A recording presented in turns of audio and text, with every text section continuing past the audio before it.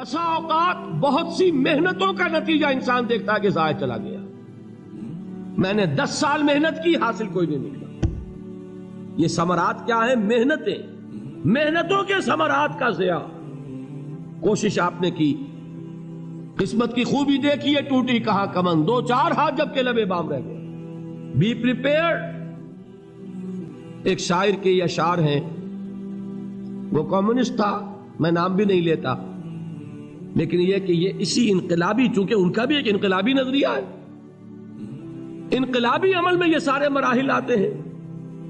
کوئی set back آیا، فرض کیجئے کوئی ناکامی ہو گئی، تو اپنے ساتھیوں کو دل بندھانے کے لیے یہ فصل امیدوں کی ہمدم اس بار بھی غارت جائے گی، سب محنت صبحوں شاموں کی اب کے بھی اکارت جائے گی. میرے نبی کے ثمرات کا جو لفظ یہاں آیا ہے، وَنَقْصٍ مِّنَ الْأَمْوَالِ وَالْأَنفُسِ وَالثَّمَرَاتِ، سب محنت صبحوں شاموں کی اب کے بھی اکارت جائے گی. دھرتی کے کونوں کھدروں میں پھر اپنے لہو کی کھاد بھرو، پھر مٹی سینچو اشکوں سے، پھر اگلی رت کی فکر کرو، پھر اگلی رت کی فکر کرو، جب پھر ایک بار اجڑنا ہے. ایک فصل پکی تو بھر پایا، تب تک تو یہی کچھ کرنا ہے. ایک مقصد ہے سامنے، انقلاب برپا کرنا ہے. ایک کوشش ناکام ہو جائے کوئی پرواہ نہیں، نیکسٹ. پھر تیار رہو ناکامی کے لیے. ایسا نہ ہو جو انگریزی میں کہتے ہیں hope for the best but be prepared for the worst. ایسا نہ ہو کہ دوسری مرتبہ ناکام ہو کے بددل ہو جاؤ، تمہاری ہمتیں جواب دے جائیں. نہیں، پہلے سے تیار رہو کہ دوسری مرتبہ بھی ناکامی آئے تو آئے، لیکن جب تک کہ کامیابی حاصل نہیں ہوتی ہمیں یہ کام کیے چلے جائیں. دیکھیے سیرت میں آیا کہ نہیں یہ واقعہ. بدر میں مسلمانوں کو فتح ہوئی تو احد میں زک پہنچی کہ نہیں؟ 70 صحابہ شہید ہوئے کہ نہیں؟ اگر ان کی ہمتیں جواب دے جاتی تو گاڑی کیسے چلتی آگے؟ تو فرمایا وَلَنَبْلُوَنَّكُمْ بِشَيْءٍ مِّنَ الْخَوْفِ وَالْجُوعِ وَنَقْصٍ مِّنَ الْأَمْوَالِ وَالْأَنفُسِ وَالثَّمَرَاتِ. ہم تمہیں لازماً آزمائیں گے، خوف کی کیفیت سے، فقر و فاقے کی کیفیت سے، بھوک سے، جان کے نقصان سے، مال کے نقصان سے، محنتوں کے حاصل کے ضائع ہو جانے سے. وَبَشِّرِ الصَّابِرِينَ، اور اے نبی بشارت دیجئے صبر کرنے والوں کو.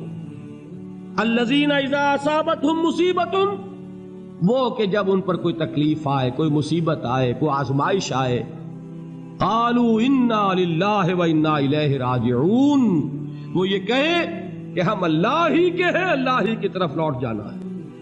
یہ وہی انداز ہے جو میں نے فارسی کا شعر سنایا تھا آپ کو کہ سرے تسلیم خم ہے جو مزاج یار میں آئے. وہ ہمارا مولا ہے، ہمارا آقا ہے. اگر اسے یہی منظور ہے تو ہمیں بھی یہی منظور ہے. میں نے تسلیم و رضا کی بات کی تھی نا، آپ کو کچھ شعر سنائے تھے.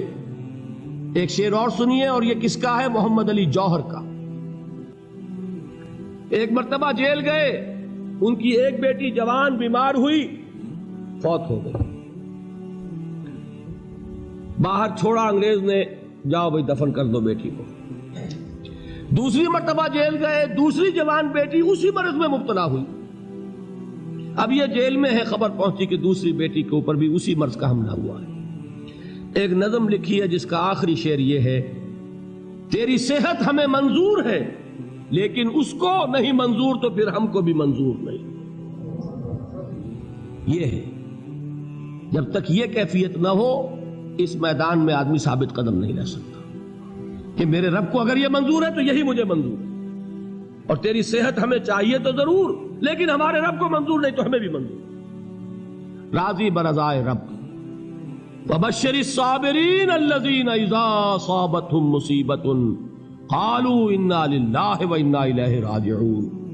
نہ شود نصیب دشمن کے شود ہلاک تیغت، سر دوستہ سلامت کے تو خنجر آزمائے. أُولَئِكَ عَلَيْهِمْ صَلَوَاتٌ مِّن رَّبِّهِمْ وَرَحْمَةٌ، یہی ہے وہ لوگ جن پر ان کے رب کی طرف سے عنایتیں ہیں اور رحمتیں ہیں.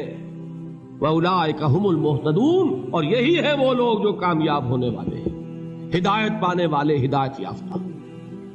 اسی سورہ بقرہ میں ذرا آگے چل کر، یہ تو ہے 20واں رکوع، 19واں رکوع 21ویں رکوع کی پہلی آیت ہے لیس البر ان تولوا وجوہکم قبل المشرق والمغرب ولکن البر من آمن باللہ والیوم الآخر والملائکۃ والکتاب والنبیین وآتى المال على حبه ذوي القربى واليتامى والمساكين وابن السبيل والسائلين وفي الرقاب وأقام الصلاة وآتى الزكاة والموفون بعهدهم إذا عاهدوا والصابرين في البأساء والضراء وحين البأس۔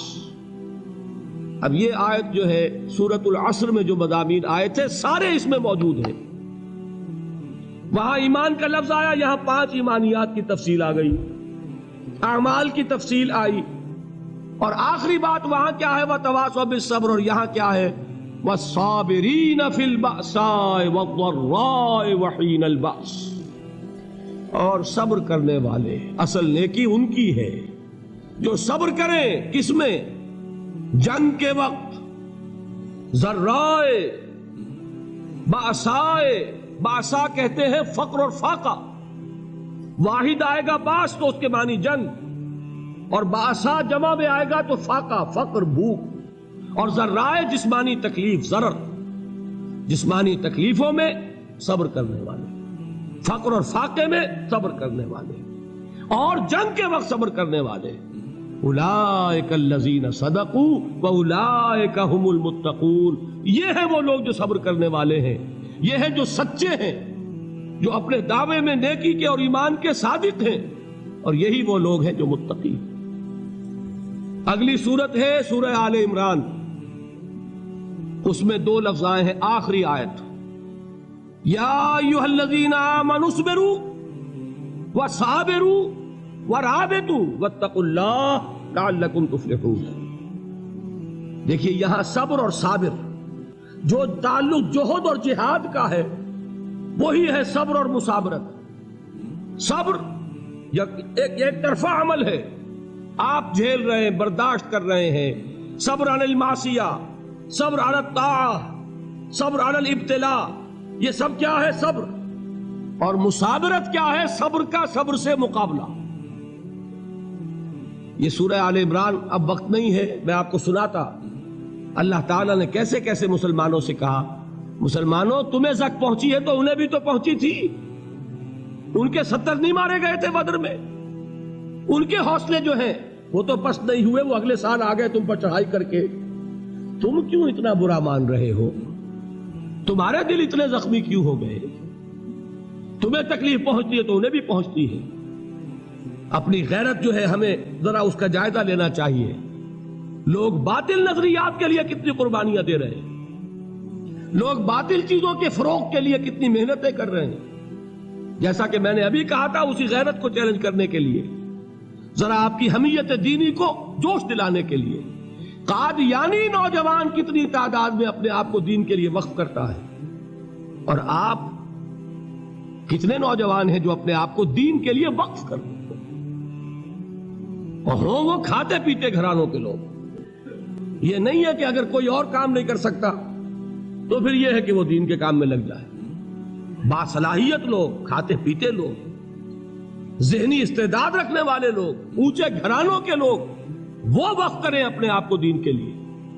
اس کے بغیر کیسے باہر آ جائے گی، کیسے رونق آ جائے گی؟ تو دنیا میں باطل نظریات والے جو ہیں، یہ بات کہی گئی ہے، مسلمانوں تم اگر توحید کے لیے لڑ رہے ہو، دیکھتے نہیں ابو جہل کو، اس نے گردن کٹوائی ہے شرک کے لیے، شرک کے لیے گردن کٹوائے، اور تم توحید کے لیے گردن کٹوانے کو تیار نہ ہو۔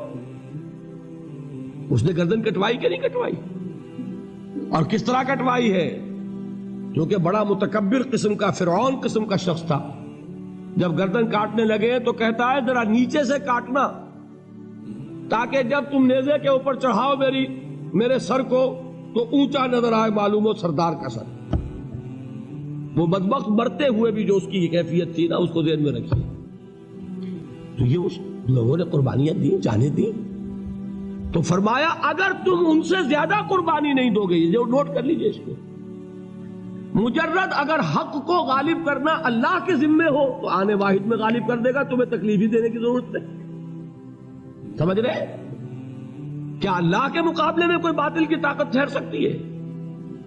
یہ تمہارے ایمان کا امتحان ہے، یہ تمہارے خلوص کی آزمائش ہے، یہ تمہارے امتحان کا ثبوت درکار ہے کہ اللہ تعالیٰ دیکھنا چاہتا ہے تم اس کے لیے اپنی جانیں قربان کرنے کو تیار ہو کہ نہیں، تم اس کے لیے تن من دھن لگانے کو تیار ہو کہ نہیں۔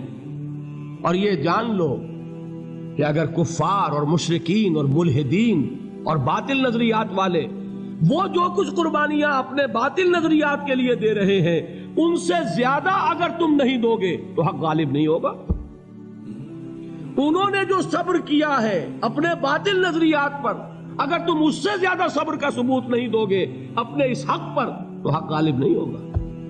اس لیے فرمایا یا ایھا الذین آمنوا اصبروا وصابروا، نہ صرف یہ کہ صبر کرو بلکہ صبر میں اپنے دشمنوں سے آگے نکلو، ان کے صبر سے بڑھ کر صبر کرو۔ وَرَابِطُوا، مرابطہ کہتے ہیں چوکس رہنا، ہوشیار، پہرا دو، ایسا نہ ہو کہ دشمن جو ہے غفلت میں تمہارے اوپر کوئی حملہ جو ہے کر بیٹھے۔ وَاتَّقُوا اللَّهَ، اور اللہ کا تقوی اختیار کرو، لعلکم تفلحون، تاکہ تم فلاح پاؤ۔